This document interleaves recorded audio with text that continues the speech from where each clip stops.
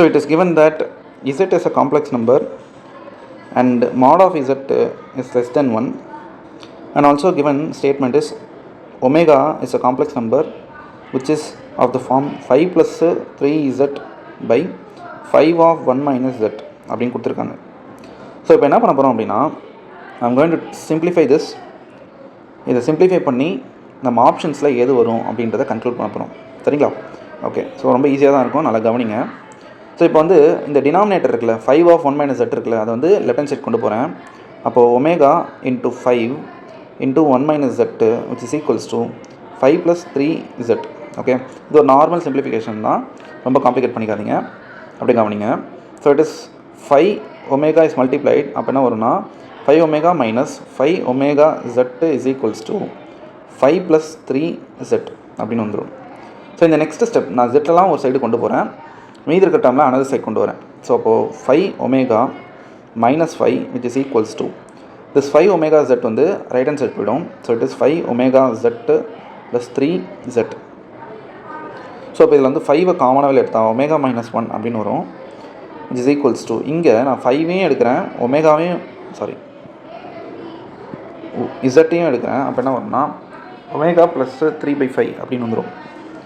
So இந்த next step இந்த 5 gets cancel. So will be getting omega minus 1 by omega plus 3/5 which is equals to z. இந்த மாதிரி வந்திருக்கு நமக்கு.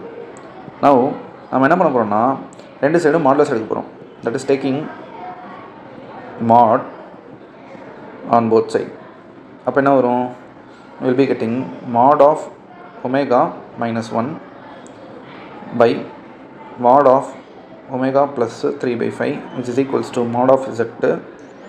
இப்போ நமக்கு mod of z வந்து less than 1 நமக்கு தெரியும்.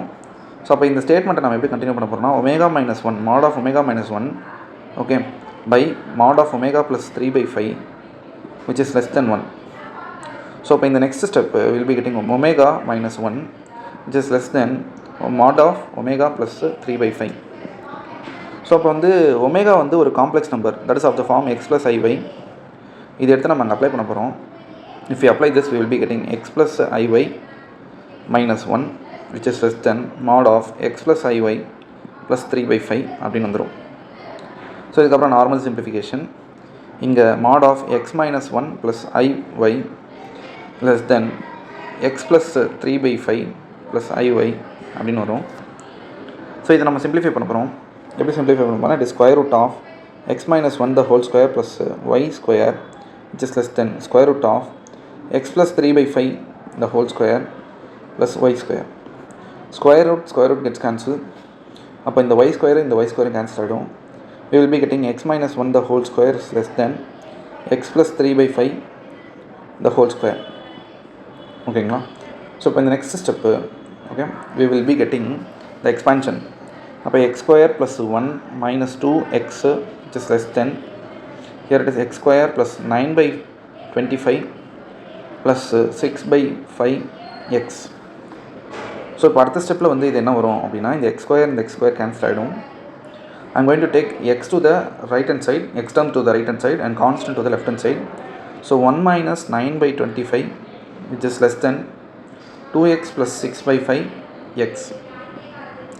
So in the next step this will become 25 minus 9/25 is less than, here it is LCM எடுக்கிறோம் அப்படின்னா we will be getting 16x/5. So from this is 16/25 which is less than 16/5x. அப்போ இங்கே எதெல்லாம் cancel ஆகும் அப்படின்னு பார்த்தீங்கன்னா, we will be getting 16 gets cancel. இந்த 5 வந்து லெஃப்ட் ஹேண்ட் சைட் போச்சுன்னா we will be getting 1/5 is less than x. அப்போ இதிலேருந்து 1 is less than 5x.